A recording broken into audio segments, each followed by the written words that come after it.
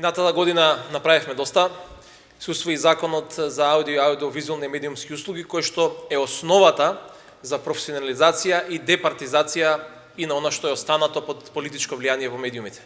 Овој закон имаше жестоки противници во опозицијата, наистина требаше долго време за да се убедиме да се донесе, но представува основа конечно сите политичари да ги тргнат своите раци од медиумите. Следни на ред за реформи се Советот на Агенцијата за аудио и аудиовизуални медиумски услуги и Националниот радиодифузер, и навистина очекувам дека некаде кон средината на оваа година ќе имаме и забележливи и видливи резултати таму. Впрочем, ова е дел од забелешките на последниот извештај на Репортери без граници. И затоа мораме и оваа работа да ја направиме. Во делот на забелешките ќе се осврнам дека и мораме да нотираме дека ги отстранивме и двете забелешки од извештајот за минатата година.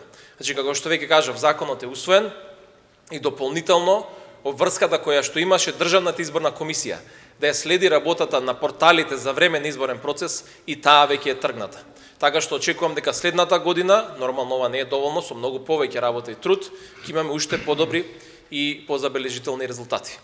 Во делот на отвореноста, оваа влада го востанови новиот портал за отворени податоци, преку кој што пред се новинарите, но и сите заинтересирани граѓани имаат шанса многу по-детално и многу по-аналитички да следат работата на владата.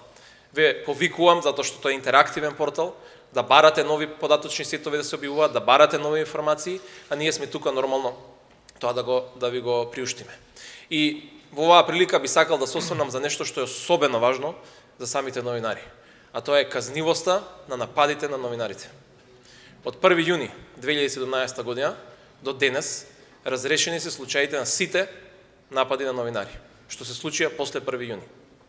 Во делот на нападите 2018 споредено со 2017 и во извештајот на Репортери без граници е утврдено дека 3 пати е помал бројот на забележани напади на новинари при вршење на својата работа. Пораката од владата е јасна.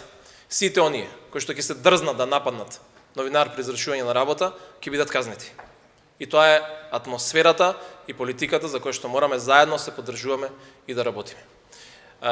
Има многу се уште работа пред нас. Мислам дека конечно создадовме една атмосфера на слободни медиуми, но секако има и многу простор за работа пред се за да ја осигураме одржливоста на медиумите и сигурноста на новинарската работа.